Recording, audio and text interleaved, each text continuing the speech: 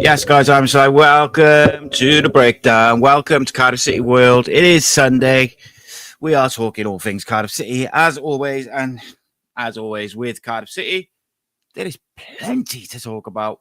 Let me know if you can hear me loud and clear, because my son has been gaming on my desk, and yeah, I have no idea if he's put it all back together, but hopefully so. No, same mic, just I normally have it off screen, so it is where it is. But evening, there's loads to talk about. It's difficult to know where to start, in fairness. Do we start with Gareth Bale? Do we start with Brian Barry Murphy being a bit ruthless to start? I got a bit of context to add to that as well, and a few other things. I got some interesting videos coming up this week as well, so might talk a bit about them, and of course we'll answer all the questions from the peeps as we're going. Got a recruitment report on a young Welsh midfielder. We have got a video discussing two of our young players and how they fit in under Brian Barry Murphy if they stay, as well as what else we got? Something else. Who's who out of the current squad? So I got a video coming out this week looking at out of the current squad. So not including any new signings, obviously, because we don't know they're going to be yet. Who is most likely or who could be the next captain and vice captain?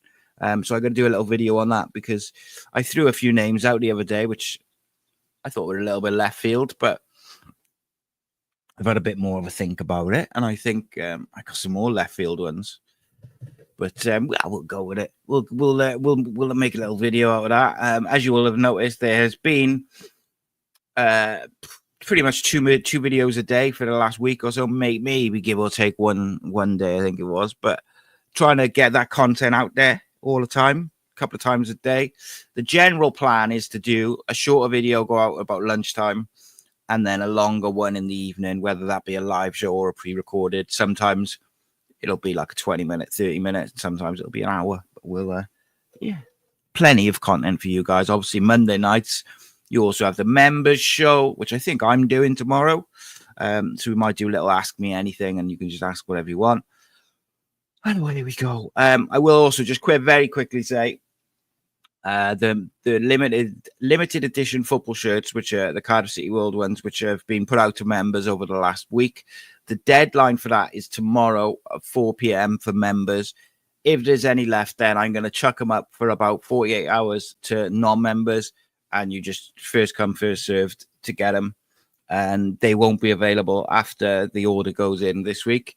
For the members, if there's anyone who's having any issue or whatever, or this time of the month, all that type of stuff, just message me privately and we'll see if we can sort something out. I don't want anyone who wants one to miss out on it, if that makes sense, because, like I said, once this drop goes, that's it. This shirt won't be available again. There might be different shirts because I've got a plan to do a black version of this one at a later date, but I don't know when that is going to be either. That could be like a year down the line, the way things are going. But top quality materials, top quality man making it as well, Mr. Thorne. So yeah, like I said, if you want, just get your orders in nice and quick if you want them. If you don't, it's fine. Lots of people though have got involved and got in early, which is good to see.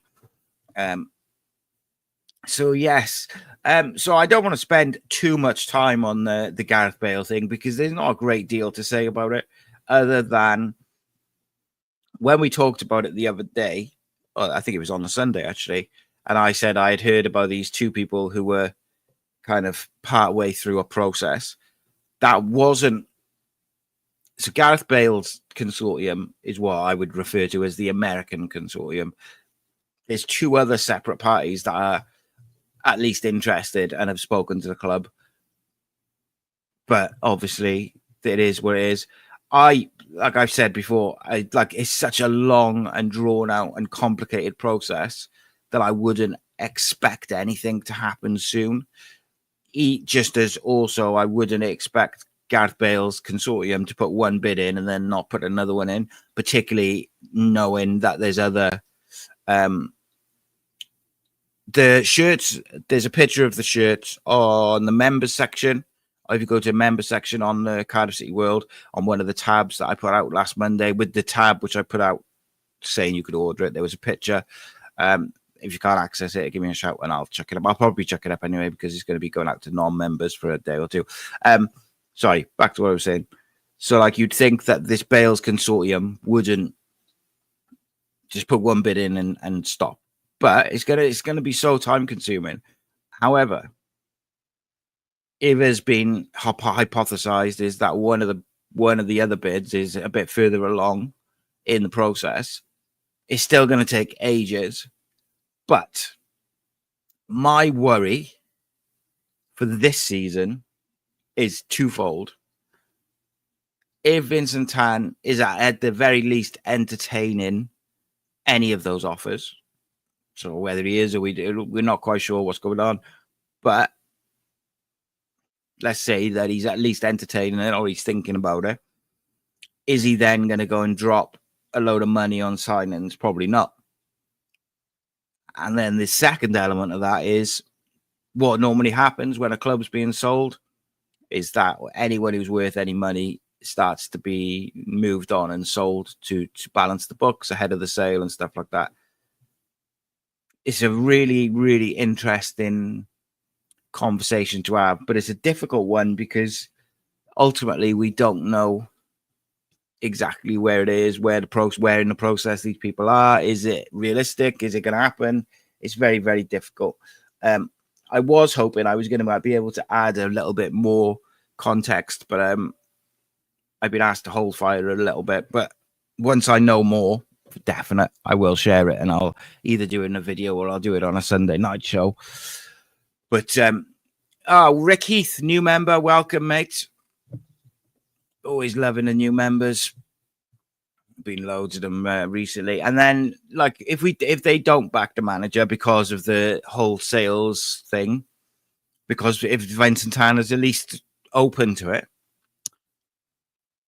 we're kind of cutting Brian Barry Murphy's legs off to spite his face, because we want him to hit the ground running. We want him to focus on young players. We want him to build this team for promotion this season, but also build it going forward. And then we're not going to back him, or hypothetically, we're not going to back him in the first window where we can. That's a problem, especially if then we were ending up, say we lost like Ruben, Alex Robertson, Tanner, Robbins, and like suddenly like, oh, whoa, what's going on here? And you've got like literally 11 academy players playing, and it's like, hang on a minute, this isn't, he might think, well, hang on, this isn't quite what I signed up for. And as fans, we're looking at it like, yeah, he can get one or two in to complement what he's got, and it's a thing. But ultimately, someone's opinion who I trust very much, and who would know, says there's nothing to any of them. So there is what it is. There's two different views on it. It is what it is, isn't it? Like I said, I'm just trying to play devil's advocate in that. Of course, we would like Vincent Tan to sell up. The dream, of course, is to be owned by like a Welsh legend and a Cardiff boy in Gareth Bale. That would be fantastic. But what do they say about too good to be true, innit? But as we are now, Vincent Tan owns us. And as far as we know, he's going to back the new manager, who the board are very much behind. Brian Barry Murphy obviously will be with the squad for the first time on Monday. Two players who will not be there in pre-season training is Runa Mota and Joe Rawls. And look, for different reasons, that's disappointing in one way. But I got to say, like, as much as I think it'll be so strange, like if we see Joe Rawls lining up in a different shirt, or just not being a part of this Cardiff pre-season and doing all the things that he does as the club skipper, I think it shows real balls from Brian Barry Murphy, because there's not many senior players who you can really lay your hat on and rely on. Like outside of Callum O'Dowda, with the greatest of respect, on the last couple of years, I'm not looking at those senior players and going, they're my guys who are going to help me through this first season and help me get promoted. Like, I hope they do, and I hope they go back to previous form. But over the last couple of years, they've not impressed me from an attitude point of view or a form point of view, but generally speaking. And for Brian Barry Murphy to make that decision, particularly in Joe Rawls' case, I think it shows balls. It'll remain to be seen if it is the right choice. From a purely footballing point of view, I think I said last year I felt that Joe wasn't a starter when everyone was fit and everyone was firing. I didn't think he would be a starter in the midfield. I did, however, wonder if he could play as a 6 this year, because I feel like that would kind of maybe be about right for him. It was Brian Barry Murphy's decision made. Yeah, as far as I was told, the majority of the board wanted him to stay on. I think Joe was open to it, although I did hear a little whisper just before they appointed Brian Barry Murphy that there was some frustration from a couple of players that they hadn't sorted the manager out, and Joe was one of those who I had been told, but I have no idea if that's true. It may have been a case of Brian Barry Murphy saying, "Yeah, I don't think you fit in," and Joe saying, "Yeah, I think I'd like to go and do something else." So they kind of just agreed with it. I don't know 100%, but I'm led to believe, and I've been told all along by numerous people who I would 100% trust, that not only does Brian Barry Murphy have the final say on the ins and outs, and then on the squad, but he also has how can I word this without everyone losing their shit? To a certain extent, he has a veto. So if, say, the club was to accept a bid for whoever, unless it was a ridiculous bid, he would have the ability to go, no, I want to keep that player. He doesn't have to sell anyone. He said that himself. So he has the final say. However, what I will say is, I think if Brian Barry Murphy gets this team playing like he wants to play and gets the personnel to complement what he's already got, I don't think either Renamo or Rolls probably start. And maybe at this stage in their careers, they also were not that fussed on sitting on the bench. Now, Joe Rawls might be different because he's had problems with his fitness and stuff. But Renamo has been pretty much fit all season for the last couple of seasons. And, maybe he didn't see a place in that side. Now, some people will agree, some people will disagree. I think he was one of our best players last year. But I think if everyone's fit and firing and playing the way that the new manager is going to want to play, like, I just think, like I said this the other day, I don't think the squad as it is now, I don't think they need like 6 or 7 players. I really do think it's probably 3 would be all right. Not ideal, probably looking at more like 4, maybe even 5. But I think if you could get 3 permanent signings and then add a couple of really exciting young loans, I think you're cooking. So I think they need to add a centre back. I also think they need a really athletic number 6. And I'm going to talk about that a little bit in one of the videos that I do, but I will mention it briefly. I think to get the best out of some of the midfielders that we've got, your Robertsons, your Colwells, your Joel Colwells, whoever it may be around that Turnbull, you need a really athletic, aggressive number 6 to get about the pitch and also release those players on the ball. And for me, I don't think Joe or Rinamoto is that. So I said in the video, I think I put it out Saturday or it might have been Friday, I forget. But Mason Holgate is out of contract. I think he was I can't remember off the top of my head now. Was it Blackburn last year? I can't remember. I'll have a look now. Mason Holgate, though, obviously has played like over 100 games in the Premier League. Started with Everton, but also played in the Championship. Now, he's 32. Would he be willing to drop down a league? I have no idea. That's up to the club to sell it to him as a project, ultimately. But I was wondering, does he fit into the mold of an experienced centre-back who's a good defender, who's good on the ball, has played a full season in the Championship, so is fully aware. He's not actually as old as I thought he was. He's actually only 28, according to Wikipedia. But my point was Barnsley he played at last year, sorry. Not last year. Ignore that. West Brom he played at last year. And I was alone. I didn't know that. So, yeah, again, probably unlikely, but he was just an example of someone who's experienced, good on the ball, so he can play the style, but also might be able to be a bit of a leader for the young centre-backs that we have.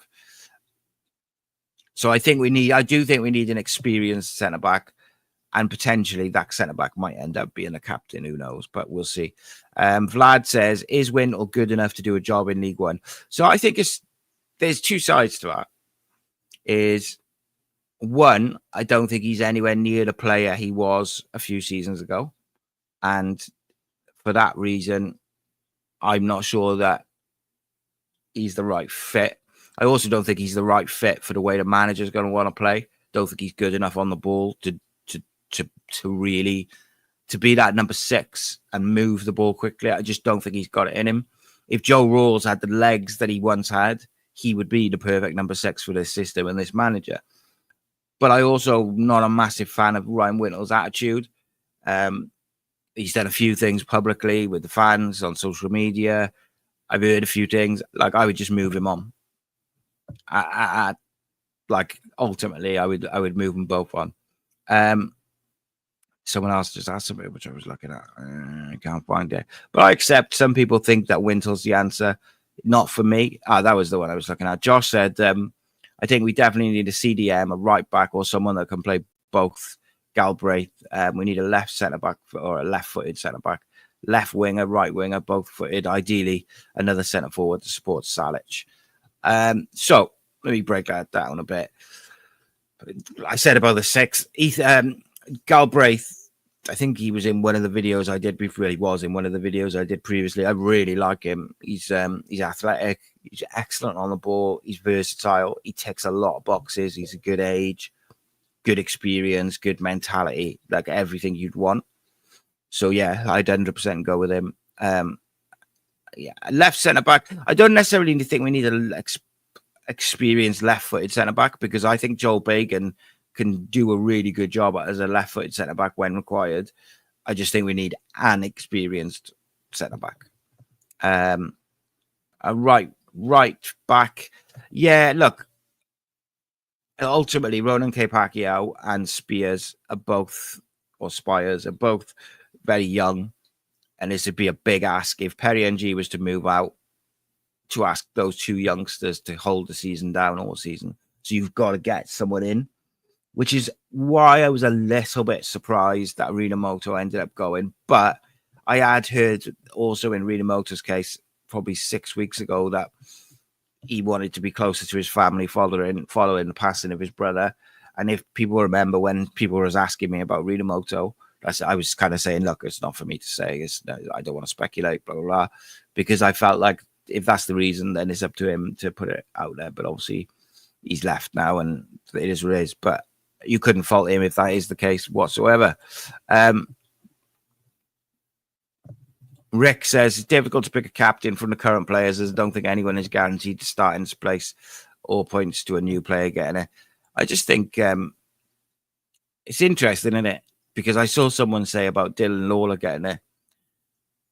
If we had Dylan Lawler tied down to a long-term contract, I'd be all for giving it to him, or giving him the vice captaincy, maybe.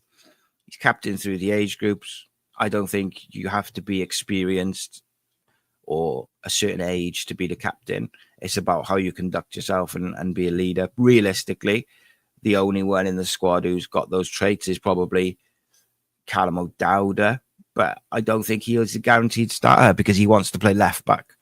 And ultimately, I think Joe Bagan and Louis Giles might be pushing him for that. Although I wonder, I think people are going to be disappointed because I think some of these players are going to end up going on loan who people think are going to be in the first team. Whether that, I don't know who that'll be, whether it's Joel Colwell or it's Eli King or it's Louis Giles or whoever. I don't know. But I don't think they all will stay. Holton says the Colwell brothers are bench at best, to be honest. Robertson and Ashford behind Salic and Davis.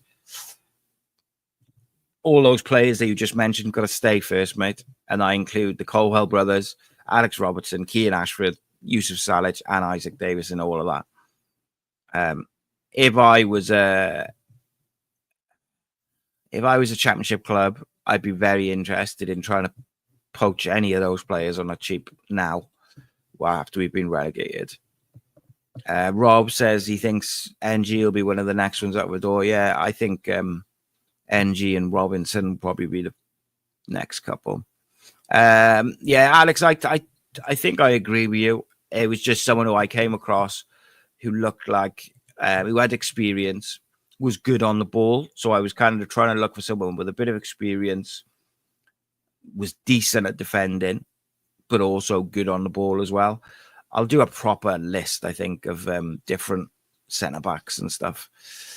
Josh says he'd sell Wintle, Robinson, Chambers, Howarth, NG, Willock, and Simic. So, first of all, I agree with you. I think Simic is the only question mark because we just don't know how good he is. Like, literally, I have no idea. The problem is, right, it's not as easy as getting, I think I said this the other day, it's not as easy as getting 5 players out and 5 players in. Number one, Callum Chambers is on bank. Robinson is on big money. So you've got to sell him to someone who's going to pay those wages. Now, I think both of them, I think both of them would have a championship interest. Wrexham have been linked with Callum Robinson, Preston as well. So he does score goals when he's fit, or when he's on one of those streaks. It'll be interesting. I'd be tempted to give one of the younger lads the captaincy, but I'm going to go into it in a bit more detail in the video later this week because I haven't really thought about it. But Callum Kavanagh is another one. I'm going to do a scout report on him, and I might try and get some input off his old man as well, because he's fascinating one. Bit of an eye for goal. Well, imagine if we ended up with like Callum Kavanagh in the squad and Lewis Koumas. How cool would that be? Like, let's be honest, to see Koumas and Kavanagh back in that team. I think I'd be having real happy days. Fact Steve says, my gut feeling is we're in a dreadful position given the new season starts in just 39 days. More players to exit. I don't see us featured in the automatics or playoffs. Jesus Christ, mate. Cheer up. No, I get why people are concerned about like the time frame, but we're not in that much of a different position to others.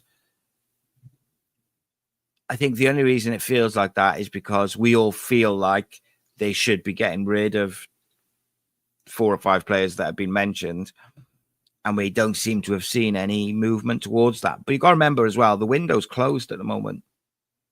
So whilst they might be getting things in place, they can't actually sell anyone or buy anyone at the moment anyway, because of the stupid Club World Cup. So we've got to wait.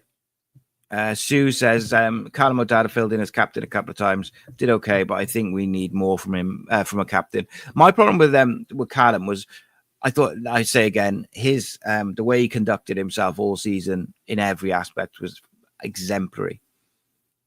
But I do think when he was captain, it affected his form, and I didn't think he was as good when he was not captain. I didn't think he was as good when he was captain as when he wasn't captain, but I also don't think left back is his best position. But there we go. Not up to me, is it? Jeff says, what I really like already about BBM is no matter what we all think or discuss, he's going to look at all the players fresh-eyed, make his own decisions. He may also unlock something in a player to be captain. Yeah, that's what I speculated, mate, whether it might go with one of the younger players, like I know Yusuf Salic, Alex Robertson, Ruben. I don't know, like someone he spoke in glowing terms about Ruben Colwell and being the face of the new era of Cardiff City. Would he be would he give him the captaincy and try and use that as an inspiration to get the best out of him? I'm not saying that's the right choice or that's what I would do. I'm just saying might be a shout. Martin says Will Fish would be a good candidate. Yeah, I agree with that. I see a lot of people doing this is my team for next year, leaving out Will Fish, mate. Will Fish was, I thought, our best defender, certainly in the second part of the season. I mean, he didn't play in the first half of the season, which is another story. He did make mistakes, but who didn't?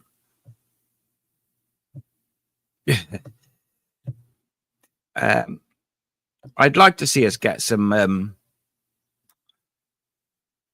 some old school leaders. I know there's different ways to lead, and you can lead by example, and you can lead by how you conduct yourself, and blah blah. But I would like to see some. I'd like to see like an aggressive, loud screamer, if that makes sense. I miss that type of just a very outward leader. Martin says Joe was very close to Aaron Ramsey. It's known that Ken Chu pissed him off. Wouldn't surprise me if that was the fact. Well, mate, this we've got to think of, right, is if Aaron would have taken, or if they hadn't royally fucked that up at one point, and Aaron had got a managerial job, say, Joe would have probably been on the coaching staff at the very least, or something like that. But they're friends outside of that, and if Aaron was upset by that initial contract offer, which was described as derisory and blah, blah, blah, then would you be surprised if his mates were a bit put out by that as well? Probably not. But Vlad says, I agree with you, Simon. Tan will sell up soon, and sadly, he'll take any half-decent offer for Salic. Yeah, I mean, that's the worry, isn't it? Is that we end up selling a few players. I really like... I think this squad is not far off. I really do. But I only think it's like a couple of signings. I think we could get away with one winger. We've done a centre-back and a winger who all start as your three kind of permanent signings. And then you bring in like a midfielder and a winger on loan who are like young, exciting players who are going to come in and out of the team. I think that sets you up quite nicely. If you've got Tanner, you've got Ashford, you've got Ruben, you've got Alex Robertson, you've got Turnbull, Salic, like Isaac Davis. I think Isaac Davis could have a massive season if he stays fit and if we keep hold of him. My worry is that Isaac, Dylan Lawler, these ones where we've activated the final year, like we've activated another year in their contract. You've got to make good contract offers to those players, the ages that they're at. Because what you've got to think, right, is say Isaac Davis, his biggest problem is fitness. But we already know that there's clubs out there who really rate him. He won't struggle to get a football club if he leaves Cardiff, especially on a free. And my worry is that if we don't show these young players that we rate them, they'll leave on a free next year, or we'll sell them for jack shit this summer. So Isaac Davis is 23. And I have zero doubts that if he stays fit this year and plays regular, he'll score 15 goals. And I think he'll do real well. I think his pace will be too much for a lot of League One teams to handle. And it's like, if I think that we should be the players who've got a year left because we've activated it. So I know Dylan Lawler's one. I know Isaac Davis is one. I think there's another one of them as well. To me, we should be giving them really good incremental incentive-based contracts. So you give them a nice pay rise for the first year, but you say, if you score or you do X, you keep X clean sheets, or you make X number of starts, you get this nice big fat bonus. If you make X number of starts and we get promoted automatically, you get X number, you get a nice big bonus. If we finish as champions and you make 30 appearances plus, you get a big bonus, and do it like that. But every year, So they sign a 5-year deal, but at the end of their 5 years, when they are then, like Isaac Davis would be 27 or Dylan Lawler will be like 23, in the prime of their careers, they're not still earning academy money. And I just worry that a guy who seems to be making all the contract offers doesn't think like that. He doesn't think about when he makes these contract offers to players and people. It's not just about the now. It's about where they are towards the end of their contract. And I get that Isaac Davis has got a fitness to prove, but I don't think there's any doubt in his pace, his ability. And I think we saw last year, we always looked better when he was in the side, when he was fit. Like, he was a really, really dangerous player. There's a couple of, so CCFC Insiders says, O'Connell, perfect for me. Wrexham looking to replace him. Captain's BBM's Rochdale side as well, and was in the League One team of the season last year. Yeah, I agree with that, mate. There's one or two of the Wrexham players that they seem to be looking to move on, who I'd have a look at, if I'm honest. But I agree with you on that one in particular. And this is the problem we're going to have. So Halftime Orange says, what happens if none of the old guard want to go? And this is the problem. It's not Football Manager or FIFA, is it? You can't just decide, I don't want these players, you're going to move them on. They've got contracts. And just like the players, the younger players who've got a year left, and you've got to try and get them to sign a new contract because you don't want to sell them for 500-700 grand this summer because you want to build your team around them. But can you really build a team around them if they're going to go next year for free? Same thing with the senior players. You might want to get them out, but if nobody wants them or they refuse to go, then tough. There's nothing you can do. You've got a contract unless you pay them up. Josh says, I think Alex Robertson will be captain. If he stays, mate, I think he's a good shout. Gavlar says, Fish is a bank at the start. He'll be the main centre-half next year, potential captain for me. I agree with that. His heart and soul is in the club. He's going places. Something smells fishy around you. Yay. There we go. Michael Rosiak, Scout Report site. Plenty of clips to work off. I'll have a look, mate. Do me a favour, mate. Send that to me on social media or put it in the comments on this video afterwards or something. Only because I'll forget and these disappear after the show, that's all. Yeah. Halftime Oranges, naughty. Jamie Anderson, welcome, my friend, says, just hope tomorrow there's plenty of positive attitudes going into pre-season training so they can right the wrongs of last season. Mentality has to be spot on throughout. 100%, mate. And I tell you something, my prediction is that if any of those players, not just any particular players, like if any of those players go in tomorrow with like the wrong mentality, they might be in for a shock, because I think BBM is going to expect real high professional standards from the off. So hopefully none of them make that mistake. But after last year, you could not really deny it, could you? Jamie also says youngsters will give their all for the badge. We need to make sure they have the rewards first for their efforts. Yeah, mate. It's a big problem. Dylan Lawler has got 1 year left on his contract. Until he signs a new deal, he could go for free next year. Now, it presents a massive issue because I think we all agree that we'd be looking for Dylan Lawler to be getting a good 30-odd games in the first team this year. He showed last year in a couple of starts how good he is. So you've got to be looking to make sure he gets 25 to 30 starts this year. If he's out of contract, so say we get to like Christmas, right, and he hasn't signed a new contract, can you keep playing him and keep putting him in the shop window and keep doing it? Like, from a business point of view, like you just do you know what I mean? It's a real difficult situation.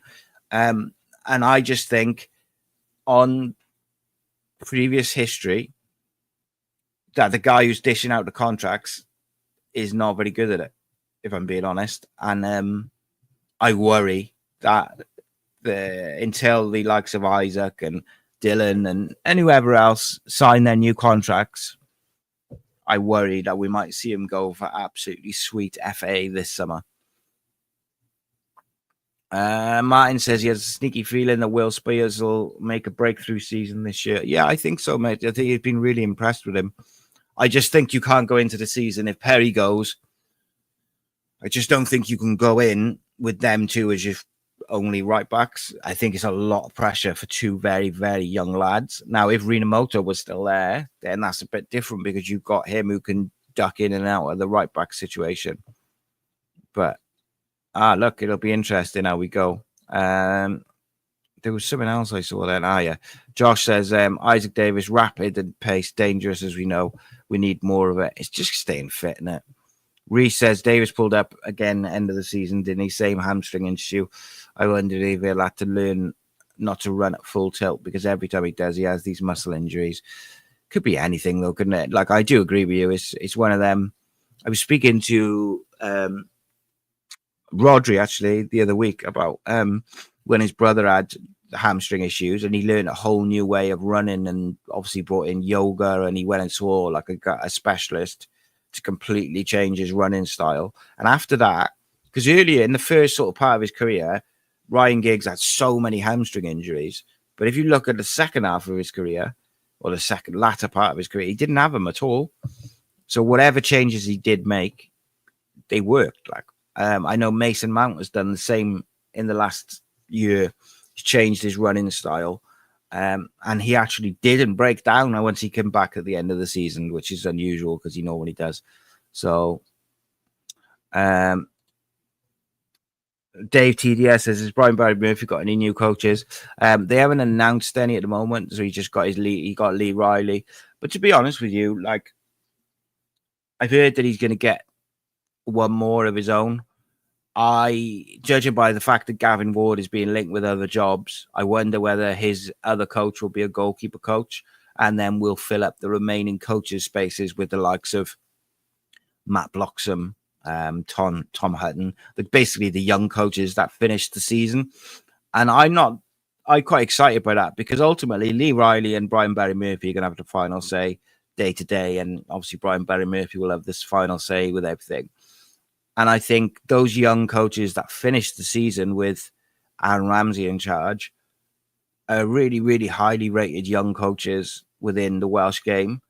And their footballing philosophy and their reputations does fit very closely with Brian Barry Murphy and Lee Riley. So that would make sense to me. But let's be honest, mate. When have Cardiff City ever done anything which makes sense? Vlad says, I can see Ashford will have a good season. Showed promise last year. League One, he can take it by the scruff of the neck. I 100% agree with you, mate. My worry is that clubs will come in for him in the summer. Because like I said, mate, if I'm a championship club, I'm looking at... who else? I would look at Ruben. I'd be looking at Salic, I'd be looking at Alex Robertson, I'd be looking at Kean, Dylan Lawler, Darlin, Fish, any of these. Try and get them on the cheap. 100%, especially with rumours of a sale on top of that. 100%. Jamie says, need to be proactive, not reactive. We saw a lot of teams already signing players, etc. Even with new managers, should be no excuses. Yeah, I mean, the window's closed at the moment, but what we need to be doing is getting a load of or getting our ins and our outs lined up now. So the second that window opens, we can go bang, bang, bang and complete the deals. Problem is, mate, how many times have we said proactive, not reactive? And how many times have we said that about when the window's closed? Like, I remember doing shows over Christmas and going, right, what we got to do is, like, as soon as January hits January, we've got to have these deals in place so that a manager can strengthen the squad as early as possible and get the players in. It never happens. Rhys says, Alex Robertson, captain. Really, guys? Why? He's tenacious, but a captain, I don't see it. It's all opinions, mate. All opinions. I don't see a lot of captains in there. And I just think, I wonder whether we'll see an outside-the-box pick if he doesn't. I think if he signs that Wrexham lad, O'Connell, then I think he'll probably be captain. in fairness. Gavlar says, Pacquiao, Davis got 1 year. It's criminal how these players have been mismanaged. That's why Dalman and Cho need to be moved on. Yeah. Yeah, I'm not going to say that because people just get on me. Jamie says, dare I say this? I'm just as excited for Lee Riley. The guy knows talent. He knows how to use the younger lads and develop them. Yeah, they're both so highly rated.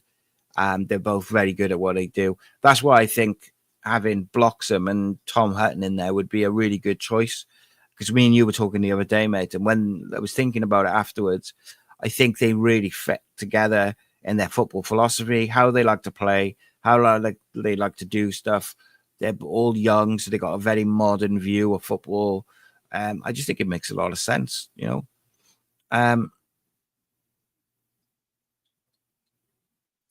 Martin says Lawler and Davis will be cautious about signing improved contracts until they evaluate the impact of BBM. Yeah, I could think that's it's fair, but like for those players who are out of contract next year, whoever they are, right? All the players that are out of contract next year, the longer they don't sign a contract, at some point the club has to make a decision on do you keep playing them for the betterment of the now or like. But then on the other hand, if I'm Dylan Lawler and I'm 18 and I've started every game and we're 40 games into the season and we're sitting second or third in the league, if his agent and his like people around him are good, you'd think that that's great for his development, playing 30, 40 games, first team level, you know, up the top of the league. Like that's exactly what he needs, exactly what he should be doing to excel. But you'd be naive to think that all those players that I've mentioned have not got other offers on the table and probably clubs higher up the pyramid and paying more than what we're paying. Because I'm sure, like, do you know what worries me? It gives me shudders. Is right. I think we all agree, say, Dylan Lawler is a very, very, very, very highly rated. He's very impressive last year. My worry is that Shaw was just offered him like the equivalent of a first year academy graduate who's like pushing to get in the first team, not as like the highly rated starlet who's probably going to start most games and you're going to build your team or you want to build your team around for the next 10 years. He's like might be offering him like 800 quid a week, which I get is like to the majority of us, 800 quid a week would be great. But for footballers, it's not. And for someone of his stature and talent, I don't think it's I just worry the type of offers that they're giving him. Giggs stopped sitting in bucket seats. It's a really interesting. I might again say this, but I might do a video on that side of like hamstring injuries because I know I was speaking to someone who knows Mason Mount. So when he pulled up with his last injury in the Manchester derby, he was broken. Like he was really, really down, really upset for ages, because he had worked so hard to get back. And then within, I think, 10 minutes of the game, he started and he just broke down. And so he went and worked with his sprinter. Oh, I've forgotten his name, but he's like this US sprint coach. And they completely changed the way he ran and his running style and all the rest of it, the way he moves his body, the way he moves his arms when he's running, everything. And then when he came back towards the end of the season, everybody was kind of waiting for him to break down, and he didn't. Now, touch wood, because I wouldn't wish it on anyone to have repetitive injuries, because I think it must be so soul-destroying.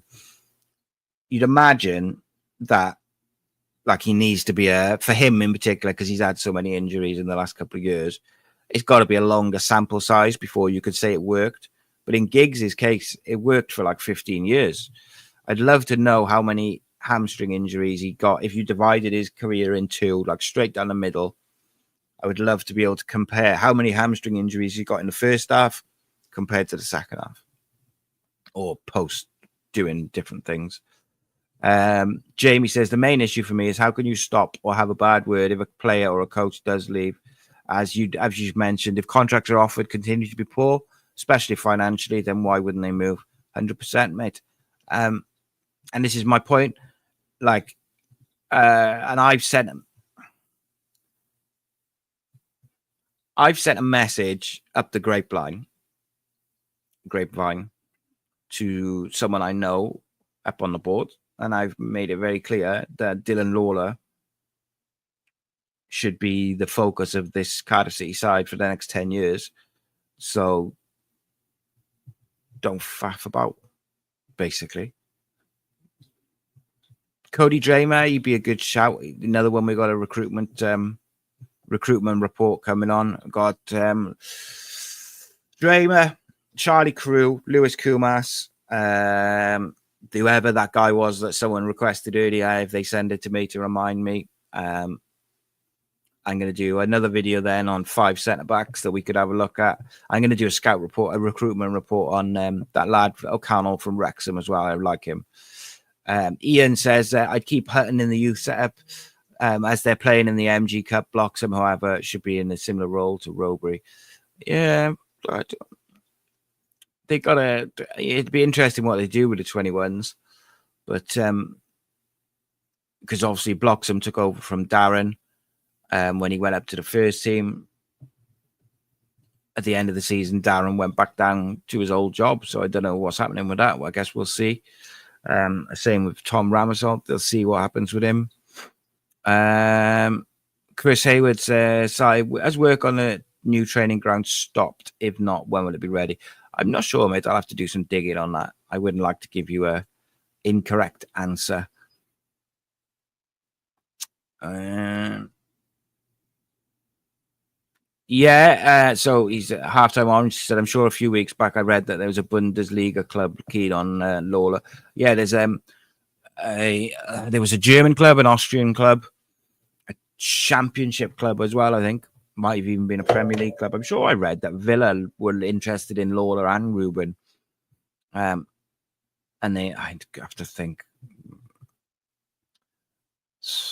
Yeah, that's an interesting thing as well. Ian says Bullet and Morrison were allowed fitness coaches. BBM should be allowed one. I suppose it depends if he wants one, mate. Like, I agree with you. Like, he should. I think we desperately need a fitness coach as well. CCFC Insider says, seen a lot of discussion on Lawler, but I don't think it's a given he starts every week. Same goes for every player. BBM will make his decision on who he thinks is best. No, I agree with that, mate. I'm not saying that, and I think I said 25 to 30 games. If he plays 25 to 30 games this year, I think that's a good progression for an 18-year-old who currently has 2 first-team performances under his belt. My concern is that because he only has 2... so, like, if you... There's a couple of ways to look at it, right? But he's only played 2... He started twice for the first team, right? So if... let's say Villa come in and they say, we want to sign Dylan Lawler, or whoever, any club, we want to sign Dylan Lawler. And Cardiff go, oh, yeah, that'll be 7 million because he's like, we're going to build our team around him. He's going to be the next big thing, blah, blah, blah, blah, blah. Well, the first thing that the club will say, well, he's only played twice for you. And what contract have you just offered him? And blah, blah, blah, blah, blah. So you can kind of cut your nose off to spite your face as well. And I do think sometimes that we have over the years held back academy players sometimes too much. Like I look at Raheem Conte, right? Just as an example. Raheem Conte came in at the end of Bullet's first season for a few games. I thought he looked so composed and he looked really, really good. And I felt like it was a no-brainer to keep him around the first team squad last year because he could fill in on the wing, a right back, and in central midfield. But the composure and the defensive awareness that he'd shown when with the first team, I thought it made sense to keep him round. They send him on loan. He has an absolute stinker of a loan at Woking. And so people were saying like, oh, well, it didn't work. We didn't work out at Woking, so he wouldn't have worked for Cardiff in the Championship. But it doesn't necessarily mean like two things can be true. And I just wonder what his career path would be if they'd, on the back of those 3 or 4 appearances he made at the end of Bullet's first year, if they'd taken a gamble on him as a sort of a sub last year, where his career would be now, because he's been released. But would he have done enough to earn a contract, and would he have got a game time and stuff like that? I was really impressed with him when he first came into the side. Now, I've no idea what happened over last season at Woking and things like that. I just heard that it was not good. And look, one thing I think we can say about Lawler, Ashford, and anyone else, these young players, Ruben, whoever, Joel Colwell, all of them, Capacchio, even Salic and Fish are, under 25, is Brian Barry Murphy is not afraid to play young players if they are good enough. So it's interesting. Interesting. What are we looking at the time? Oh my God, that's flown by. Thank you very much, Vlad. I really appreciate it. And look, Brian Barry Murphy as well might come in, and you got to remember, Brian Barry Murphy, I think, has used 3 different systems during his managerial sort of run at Rochdale and then at Manchester City. He's used an old school 4-3-3 with a single pivot. He's used a 4-2-3-1, and he's used like a weird 3-1-4 or 3-2-4 or whatever it was. But we don't know what system he wants to use yet. So, there's a lot of conversation to be had, because it's like, how do the players that we've got fit into the way he wants to play? Well, I would argue some of them fit in better in certain systems than they do in other systems. If we're going to play 3 at the back, I think Joel Bagan really, really, really fits as the left-sided centre-back of a 3. If we play at 4 at the back, then it's probably going to be between him and O'Dowda, with Louis Giles in there as well for left-back. Now, if it was me, I'd be going with Bagan and Giles, but that's just me. If you've got a single pivot, you need your number 6 to be super athletic. But if you've got a really mobile, athletic number 6, whoever that is, can you then maybe go with Robertson and Ruben as 2 number 8s? Or if you're saying, no, Ruben can't play as a number 8, well, there's no number 10 in that system, so he's got to go on the bench. So do you see what I mean? It depends on the system and depends who he's going to play, who he likes, who impresses when he first gets there. First impressions mean so much. I know that people can earn their way back in and they can make a impression over time. But I think, particularly in football, like when you're coaching or you're watching people train, first impressions make such a big impact on your long-term viewer stuff. Like if someone comes in and they're fucking about and they're like being really like disruptive, or they're not taking it seriously, or they're not working hard, it's hard to get that out of your mind, even though it might be like, first session back, blah, blah, blah. Like my message to all them players would be new manager, fresh start, put that shower of shit that was last year behind you. Because I want to be very clear, right? I've been really critical of some players, and it's only an opinion, right? And I'm talking from Kian Arteta to Perry NG and everybody in between, the goalkeepers, everyone, right? Monday, tomorrow morning, is a fresh start for all of them. To some degree, at some point in their careers, they've all been good enough to be professionals, be Kian Arteta came through at Spurs. Perry was talked about as one of the best right backs in the Championship with Walker Peters at one point. Like all these different things, Alex Robertson, like they've all been super highly rated, or they've all had really good form, or they've been, Callum Robinson's been a goal scorer. They've all done it to some degree.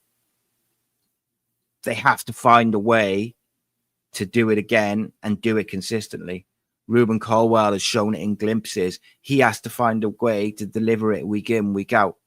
If Ruben Colwell could give me 7 out of 10 all season, every game, but never have a 9 out of 10, I would take that, because Ruben Colwell's 7 out of 10 is better than most people's 8 out of 10, if that makes sense.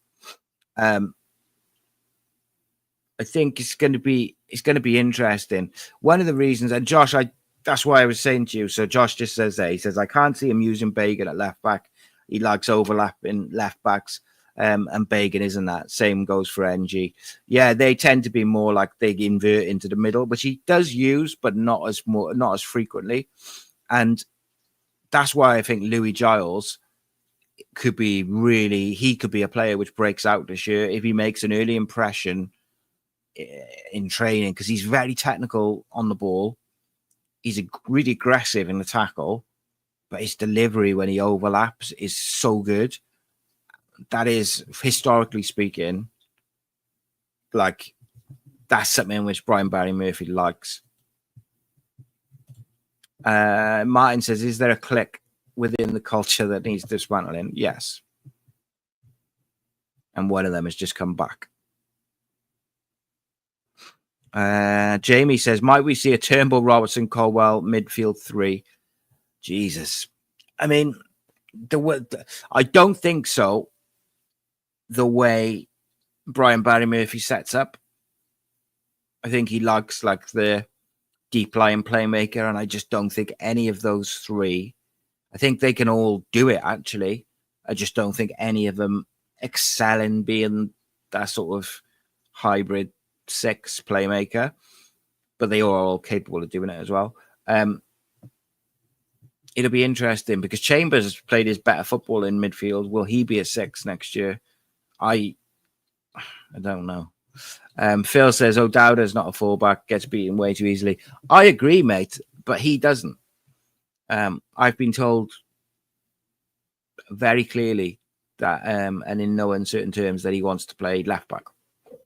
Now, I'm sure he doesn't strike me as the kind of character who would be like, I want to play left back or not at all. But that's a lucky guess, Mark.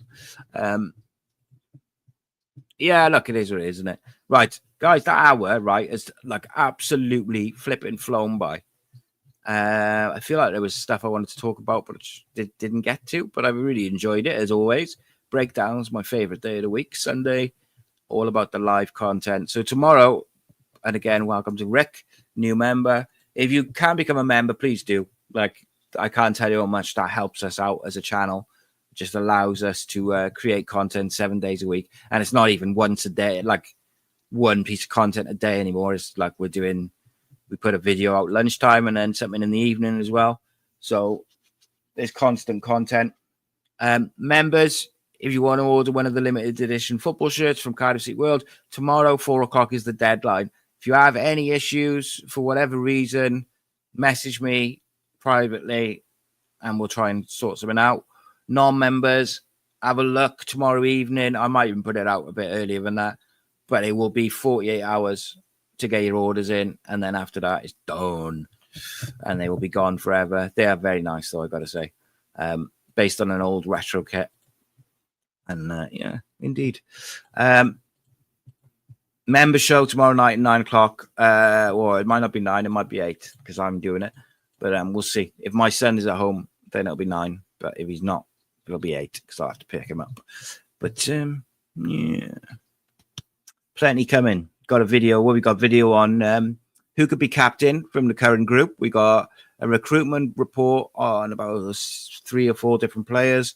We've got a look at how 2 players might fit under Brian Barry Murphy. We're going to do that a few times. So I'm doing one on Ruben and Robertson as a duo, and then I'm also going to do one on probably who else we do? We'll do one on Will Fish. We'll do one on Salic or Ashford, Isaac Davis, just how they fit in the way Brian Barry Murphy wants to play. Load, like I said, every single day, 12:30 videos, and then something in the evening as well. If you prefer your podcasts in audio form, then check out TalkSport Fan Network. Just search Cardiff City World on your favorite podcast platform, and we are there. All helps. Spread the word, tell your friends, all that good stuff.